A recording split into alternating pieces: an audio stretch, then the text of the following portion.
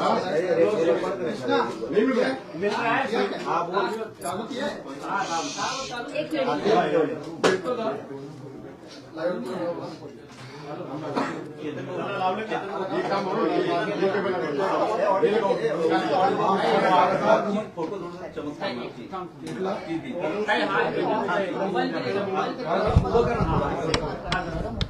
देऊ? Sorry sorry, थोडी lost आहे. तुमचे एवढे आवाज आले ते मला काहीच कळेल.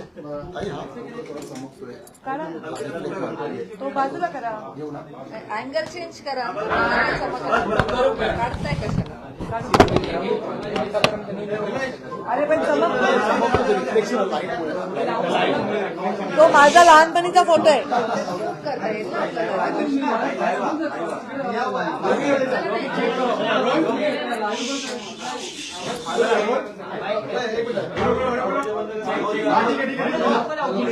आपसात तुम्ही बोललात तर ऑर्डर. तुम्ही प्रश्न विचारत आहे कारण तुम्ही माझ्याकडे आले बाईट घ्यायला. प्रेस कॉन्फरन्स नाहीये.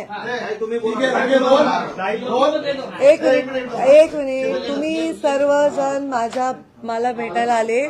मी जेव्हा आले तेव्हा कोणीच नव्हतं. आता एकदम एवढे सगळे दिसत आहेत. तुम्ही माझा बाईट घ्यायला आले. प्रेस कॉन्फरन्स नसल्यामुळे मी स्वतःहून काही प्रस्तावना करण्याचं कारण नाही.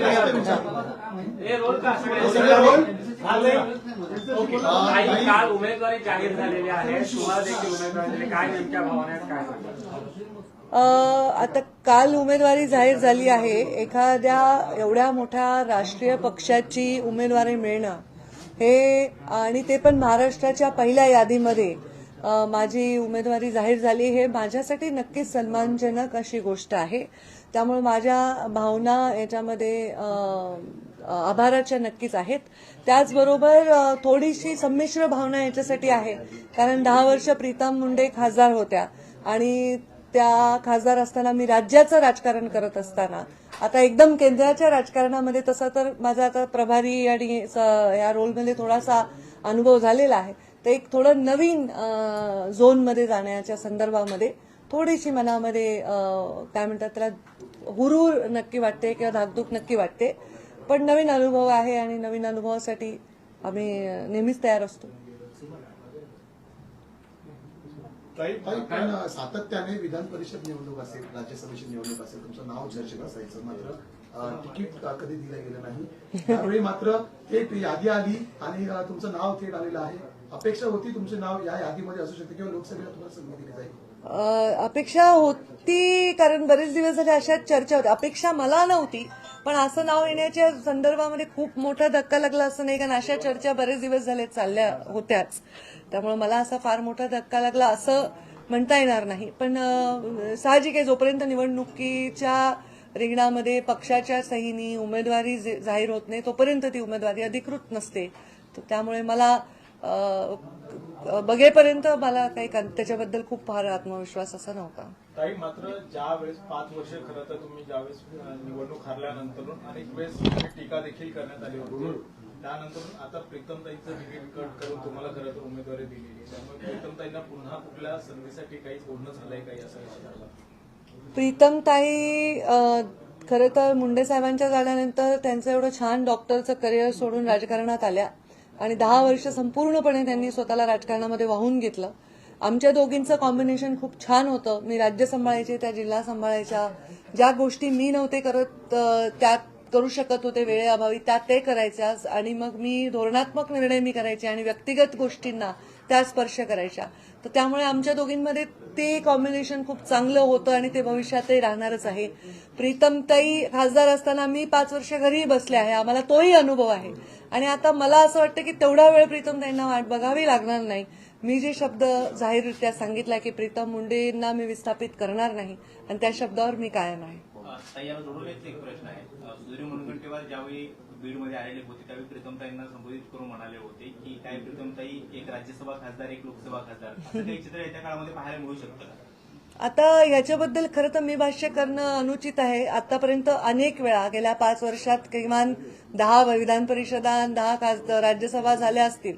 त्या अनेक वेळा माझं नाव चर्चेमध्ये आलं होतं, पण तेव्हाही मी हेच म्हटलं की माझ्या हातात नाहीये, माझा निर्णय नाही. त्यामुळे त्याच्यावर आत्ता भाष्य करणं अनुचित राहील. मात्र ताई, तुम्ही जेव्हापासून वारंवार लोकसभेत विधान केलं होतं की माझा राजकीय वनवास सुरू आहे, तर आता जी उमेदवारी मिळालेली आहे तर तुमचा राजकीय वनवास संपला असं म्हणायचं का?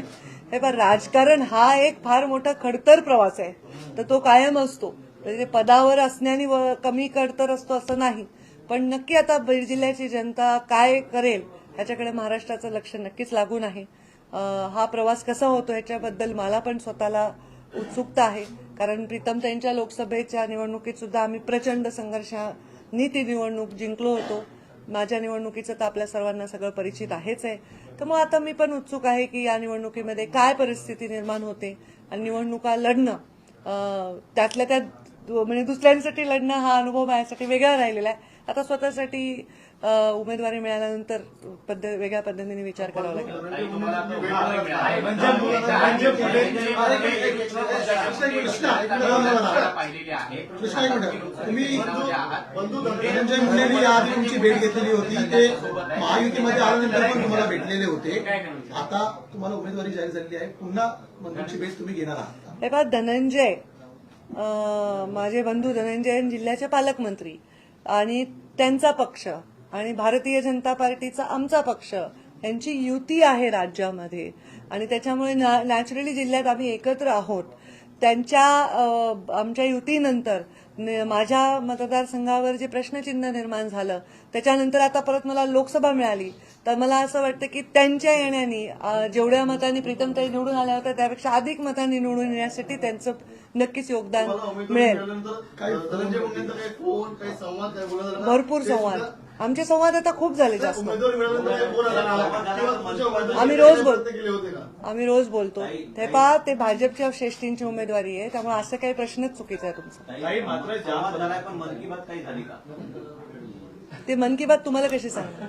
काही मात्र ज्या पद्धतीने तुम्ही मध्यंतरी काळामध्ये जो ब्रेक घेतला होता आणि त्या ब्रेक नंतर तुम्ही सांगितलं होतं की मला फ्रेश व्हायचं आहे, त्यासाठी हा मी ब्रेक घेते आणि त्यानंतर पुन्हा राजकीय सक्रिय होईल.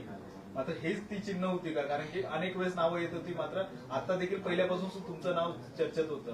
मात्र आता पण भीती होती का नाव येतंय की नाही करून? नाही, भीती नव्हती. दोघींपैकी एक नाव यायला येणं अपेक्षितच होतं. ताई, नेहमी राज्यसभा निवडणूक असेल, विधान परिषद निवडणूक असेल, तुमच्या नावाची माध्यमांमध्ये चर्चा होते आणि त्यानंतर उमेदवारी नाही मिळाल्यावर तुम्हाला धक्का असं देखील म्हटलं जात होतं. मात्र अचानक तुम्हाला गेल्या अनेक वर्षांपासून तुम्ही राष्ट्रीय राजकारणात होता.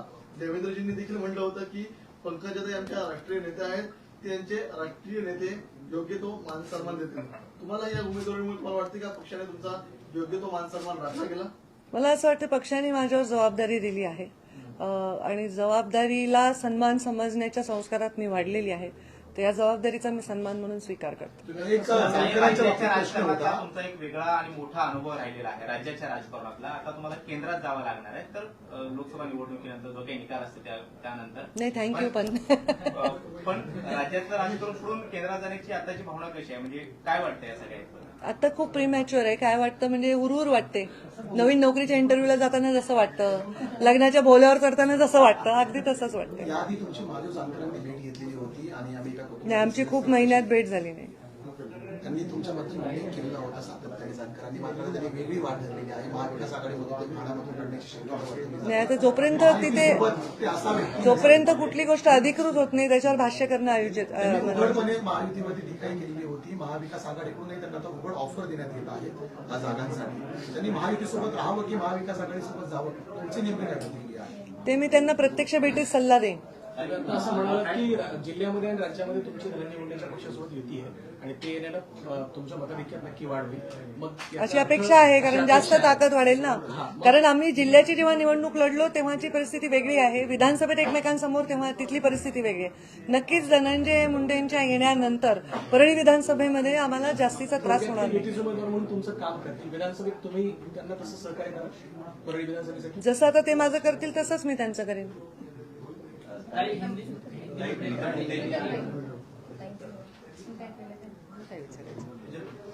घ्या, प्रीतम नाही बोलला. आता लोकसभेवर जात आहेत, काय त्यांना तुम्ही सांगाल? जेव्हा उमेदवारी जाहीर झाली तुम्हाला माहित होतं का ताईंचं नाव जाहीर होणार आहे? का वेगळा धक्का होता की काही आश्चर्य वाटलं तुम्हाला? लोकसभेला ताई जात असताना मी त्यांना सांगण्याची काही आवश्यकता नाही, कारण माझा जरी लोकसभेचा 10 वर्षाचा अनुभव असला तरी ताईच माझ्या नेत्या आहेत. त्यामुळे नेत्यांना शिकवण्याचे दिवस अजून आलेले नाहीयेत. तर हा, जसं ताई म्हणाल्या तसं हा वेगळा प्लॅटफॉर्मवरतीचा अनुभव असणार आहे. तर त्यासाठी आम्ही सगळे जोराने तयारीला लागलो आहोत आणि खूप खूप वाट, ज्या गोष्टीची बीड जिल्हा अनेक वर्षांपासून बघतोय, गेल्या 5 वर्षापासून ज्याची वाट संपूर्ण जिल्ह्याने पाहिली, तो क्षण आलेला आहे. त्यामुळे आम्ही सगळे या निर्णयाने निश्चितच ताईंच्या पाठीशी भक्कम आहोत. ताई, तुम्ही 10 वर्ष थोडा कळा आहे. 10 वर्ष लोकसभेत होता, ताईंना काय टिप्स दिल्यात?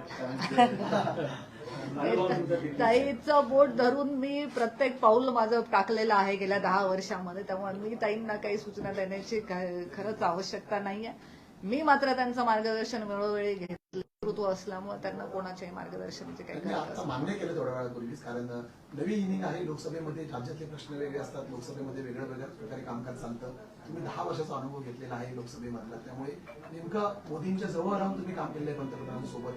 नेमकं आता कशा प्रकारचं, कारण त्यांनी पक्षाचं संघटनाचं काम जरी वरिष्ठत्वावर केलं असं त्यांनी पण लोकसभेमधलं कामकाज आतापर्यंत पाहिलं. साधारण राज्यसभा आणि लोकसभेचे मिळून 850 खासदार असतात. त्या खासदारांपैकी मी एक आहे. ताई राष्ट्रीय कार्यकारिणीच्या सदस्य राहिलेल्या आहेत. त्यामुळे तसं बघायला गेलं तर ताईंनी मोदींजींच्या जास्त जवळ काम केलं माझ्यापेक्षा. त्यामुळे तिथेही परत मला सांगण्यासारखं काही नाही. मॅक्झिमम तिला दिल्लीमध्ये कोणत्या रेस्टॉरंटमध्ये चांगलं जेवण मिळतं एवढं सांगू शकते. बाकी क्रिकेटच्या भाषेमध्ये म्हणायचं म्हटलं तर ताई, Sorry. तुमचा काय प्लॅन आहे? आता तुम्ही इतर निवडणूक लढवणार नाही, तुमचा पुढचा काय प्लॅन आहे? एकच मुलगी आहे, तिला विचारतो. महिला आरक्षण, हो ना. पत्रकारितेमध्ये सुद्धा निश्चितच मोदीजी पण नेहमी सांगतात की जेव्हा तुम्ही एखाद्या गोष्टीवरती फोकस करताय तेव्हा त्याच गोष्टीवरती लक्ष केंद्रित करणं. आता अर्जुनाप्रमाणे त्याला जसा माशाचा डोळा दिसत होता तसं आम्हाला आता फक्त बीडची लोकसभा दिसते. त्यामुळे पहिले टार्गेट बीड लोकसभा, बाकीच्या गोष्टी नंतर. आता काय झालंय की या 2009 मध्ये जेव्हा मुंडे साहेब लोकसभेला उभे राहिले होते तेव्हा पूर्ण बीड जिल्ह्यामध्ये एक उत्साह होता की डायरेक्ट मुंडे साहेबांना मतदान करायचं होतं. आता प्रीतमताई मागच्या वेळी उभ्या होत्या तेव्हा मी लोकांना आवाहन केलं की प्रीतमताई नाही, मी उभी आहे, किंवा माझ्या बहिणीला तुम्ही ओटीत घ्या वगैरे. आता लोकांमध्ये एक उत्साह आहे की आम्ही डायरेक्ट ताईंना म्हणजे मतदान करणार. हे एक आकर्षण आमच्या फॉलोअर्समध्ये नक्की आहे. आणि मला बाकीच्यांना काय वाटतं माहित नाही, पण मला नक्की, मी म्हटलं की संमिश्र भावना आहे. कारण प्रीतमताई अत्यंत कष्टाने काम केलंय 10 वर्ष. पण माझ्यावर आता हे एक्स्ट्रा दायित्व राहणार आहे की त्यांचं काम, त्यांचा जास्तीत जास्त उपयोग पुढच्या काळामध्ये कसा राहील. बीजेपी ने 400 पार का नारा दिया और बीड से इस बार आप पर विश्वास जताया गया. देखिए, मुझ पर विश्वास जताया गया है या प्रीतम मुंडे पहले एमपी थी, उन पर विश्वास जताया था 2 बार. तो ये दोनों में कोई खास अंतर नहीं है. क्या सोचकर उन्होंने मुझ पर विश्वास जताया उस पर वो ज्यादा प्रकाश डाल सकते हैं. परंतु उन्होंने जो विश्वास जताया, मैं कभी भी, मेरा राजनीतिक प्रवास जो रहा है उसमें कोई पद से ज्यादा विश्वास को मैंने महत्व दिया है. और मुझ पे कोई विश्वास रखता है तो मैं उसको अपना सम्मान मानती हूँ और ये सम्मान मैं स्वीकारती हूँ. और अभी अगली लड़ाई के लिए तैयार होती हूँ. अभी 400 पार वगैरह के लिए तो बड़े नेता योगदान देंगे. अभी हम तो हमारे चुनाव में फोकस करेंगे पूरी तरह. लेकिन ऐसे लोकसभा से आपको उम्मीदवार बनाया गया जहां पर प्रतिनिधित्व जो है लोकसभा की आपकी बहन कर रही थी, उसके बाद इस तरीके का पार्टी की तरफ से ऐलान किया जाना, क्या ये आप एक्सपेक्टेड मान के चल रही थी? देखिए, ऐसा ऐलान होना एक्सपेक्टेड मान के चल रही थी क्योंकि जो अलायंस महाराष्ट्र में हुए पिछले कुछ दिनों में, उसके बाद से एक प्रश्न चिन्ह खड़ा हुआ कि मेरा विधानसभा क्षेत्र अभी मेरे पास रहा नहीं. तो उसके बाद, और मैं राष्ट्रीय स्तर पर काम करती हूँ पिछले 5 साल से, तो उसके बाद एक ऐसी चर्चाएं थी कि ऐसा हो सकता है. इसके लिए मेरे मन में पूरी तरह आनंद इस बात का नहीं है कि मुझे उम्मीदवारी दी है. मैंने कहा बहुत स्पेशली क्लियरली कि मैं इसको सम्मान जरूर मानती हूँ, पर मेरी बहन को नहीं दिया, इस बात का थोड़ा मन में मेरे हल्का सा दुख तो हमेशा रहेगा. जब तक वो अपनी जगह पर ठीक से नहीं बैठती, वो दुख हमेशा रहेगा. बहन के लिए नहीं कि वो मेरी बहन है, मेरी बहन को बिठाओ, मेरी परिवार को बिठाओ, इसलिए नहीं. उन्होंने जो सेवा 10 साल दी है, जिस समर्पणता से और समर्पण से काम किया, उसके लिए. तर ताई, ज्या पद्धतीने तुम्ही पहिल्यांदा एक उल्लेख केला की डॉक्टरेट पहिलं काम करत होत्या आणि त्यानंतर पुन्हा एकदा ते डॉक्टरेटसाठी काही करणार आहेत का?